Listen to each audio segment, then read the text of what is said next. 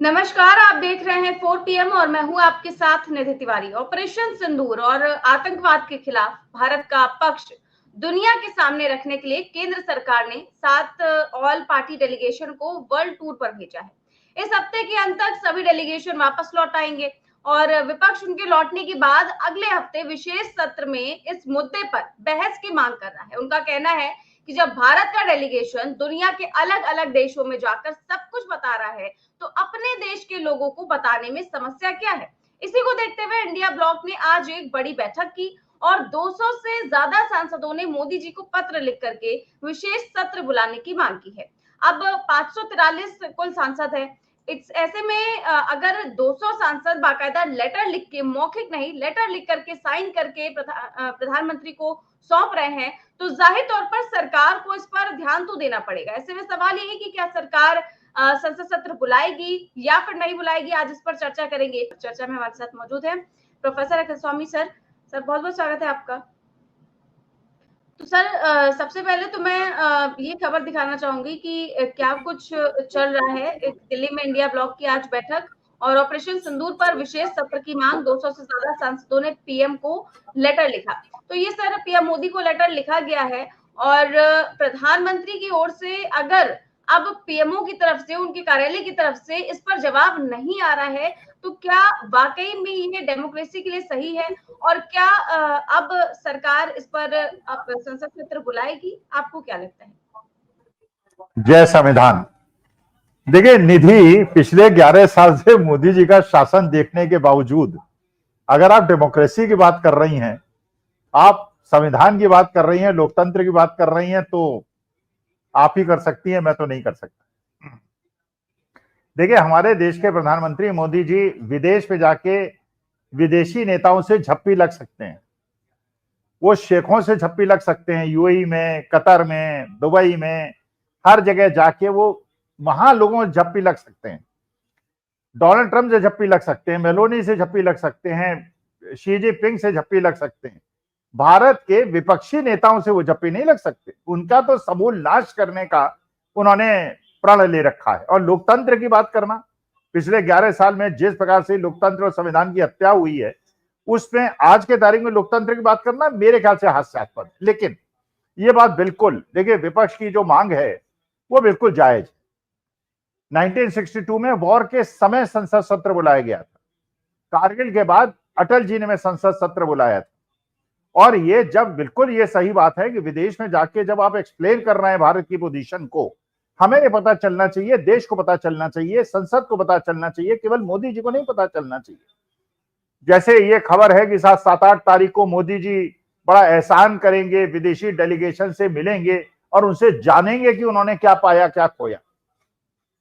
अरे ये मोदी जी और ये डेलीगेशन के बीच का मकसद नहीं है, ये देश का मसला है, ये संसद का मसला है। संसद में अगर हमारे क्षेत्र से हमने विपक्षी मेंबर ऑफ पार्लियामेंट को भेजा है तो इसका मतलब क्या है कि उसको नहीं पता चलेगा, केवल मोदी जी और भारतीय जनता पार्टी के लोगों को पता चलेगा। संसद सत्र बुलाया जाना चाहिए, ये बताया जाना चाहिए कि वहां पे क्या क्या आपने किया, क्या क्या खाया, क्या क्या पिया, पीने और खाने में ज्यादा ध्यान रहा या गाने में ज्यादा ध्यान रहा, या आपने जाके वो काम किया जो कि मोदी जी पिछले 11 साल में नहीं कर पाए या एक्सटर्नल अफेयर मिनिस्टर 11 साल में नहीं कर पाए। ये क्या किया आपने, ये क्या एजेंडा था, क्या मकसद से आप गए थे और क्या आपने पाया, इसका पूरे देश को संज्ञान लेना चाहिए, पता चलना चाहिए, संसद को पता चलना चाहिए और हमारे देश को पता चलना चाहिए कि आपने क्या किया, क्या करने गए थे, क्या लोगों का रिएक्शन रहा, क्या लोगों ने आपको आश्वासन दिया। ये केवल मोदी जी को जानने का अधिकार नहीं है, ये देश को जानने का अधिकार। जी सर, और दूसरी बात ये है कि अगर डेलीगेशन से मिलना ही था तो वहां से आने के बाद के फोटो खिंचवाने के लिए मिलेंगे, उससे पहले मिलना चाहिए था। जब वो लोग जा रहे थे तो क्या रणनीति बनानी है, क्या कुछ करना है, तो इसके लिए मिल लेना चाहिए था। हालांकि आप देखिए कि जब ये संसद सत्र बुलाने की मांग हो ही रही है तो इसको लेकर के एक प्रेस कॉन्फ्रेंस हुई इंडिया गठबंधन की और उसको लेकर क्या कुछ कहा है मनोज झा ने, उनकी छोटा सा वीडियो दिखा। There is nothing more to elaborate further. Pahalgam was not individual pains of the families who lost the near and dear ones. ये पूरे देश की सामूहिक पीड़ा थी। पूरा देश हम की भावना से सोच रहा था, we.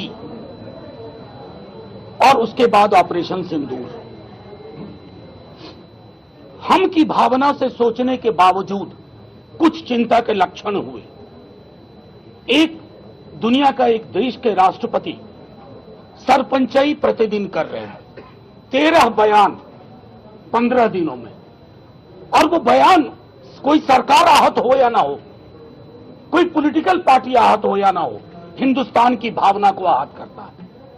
As a community, as a nation we are hurt. Who will give a message? Parliament. Honorable Prime Minister, if Parliament is convened, summoned for this, we'll speak in one language. When our CDS says, I'm not concerned about how many, why? This why, ये पीड़ा है पूरे देश की। ये कहां चर्चा होगी? सोशल मीडिया पे नहीं होगी, टेलीविजन डिबेट्स में नहीं होगा। संसद है, हम वही देश हैं जो 62 में चीन के युद्ध के दौरान संसद का सत्र बैठा था। तो प्रधानमंत्री जी से यह गुजारिश की गई है कि प्रधानमंत्री जी, इतिहास में ऐसे क्षण आते हैं जब आपके व्यक्ति को कोई चीज आहत करे ना करे, देश को आहत करता है। और जब देश आहत होता है तो संसद ही है, क्योंकि दलों के दायरे से ऊपर है। 140 करोड़ हिंदुस्तानियों का मसला है। मैं समझता हूं विपक्ष और पक्ष का मामला नहीं है, मामला है accountability का। As Derek ji said, government is accountable to parliament and parliament is accountable to the people. लोग कहां सोशल मीडिया पर विश्वमन करके अपनी कैथारसिस करते रहेंगे? मैं समझता हूं इस पर विराम लगना चाहिए।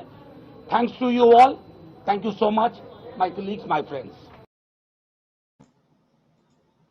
तो सर, अकाउंटेबिलिटी की बात कर रहे हैं मनोज झा कि हमें ये नहीं देखना है कि भाई क्या कुछ हुआ है, लेकिन इस पर अकाउंटेबिलिटी तय होनी चाहिए और इसके लिए उन्होंने संसद सत्र बुलाने की मांग की है। और सर, मैं कुछ दिनों पहले एक डिबेट सुन रही थी और उसमें कांग्रेस के एक प्रवक्ता बता रहे थे कि जब अटल बिहारी वाजपेयी सांसद थे तो उन्होंने 1962 में जब चीन और भारत के बीच में युद्ध हुआ था, उसके बाद अटल बिहारी वाजपेयी ने उस वक्त के प्रधानमंत्री पंडित जवाहरलाल नेहरू को कहा कि आप इस पर चर्चा करवाइए, और हार के बावजूद पंडित जवाहरलाल नेहरू ने उस पर चर्चा करवाई और नेहरू जी ने स्वीकारा कि कहां पर हमसे गलतियां हुई, और उसके बाद एक मुकम्मल तैयारी की और उसका नतीजा ये हुआ कि 9 साल के बाद 1971 में हमारी सेना ने, हमारी सरकार ने पाकिस्तान के 2 टुकड़े कर दिए और चीन देखता रह गया। तो अब सरकार, ये जो संसद सत्र बुलाने की मांग की जा रही है सरकार से, ऐसा नहीं है कि विपक्ष ये सोच रहा है कि हम नीचा दिखाएंगे या हम अपनी ही सरकार पर सवाल खड़ा करेंगे। वो इसलिए ये सब कुछ कर रहा है कि जो चूकें हमसे हुई हैं, जो हमसे जो भी गलतियां हुई हैं, उसको स्वीकारे और उस पर आगे काम किया जा सके। तो अब इसको लेकर के सरकार को कैसे देखना चाहिए इसे?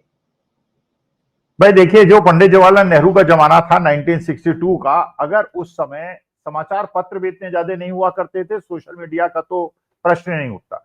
अगर मान लीजिए उस समय पंडित नेहरू ने कह दिया होता कि न आया है न कोई गया है और वैसी की वैसी स्थिति है, तो कैसे चैलेंज करते? जैसे आज मोदी जी कह देते हैं ना कोई आया है ना कोई गया है।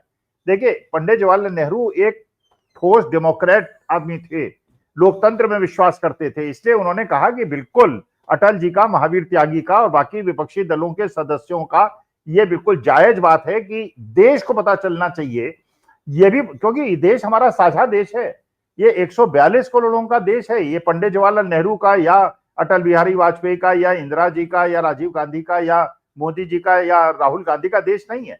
वो भी उतना ही उनका अधिकार है जितना मेरा अधिकार है।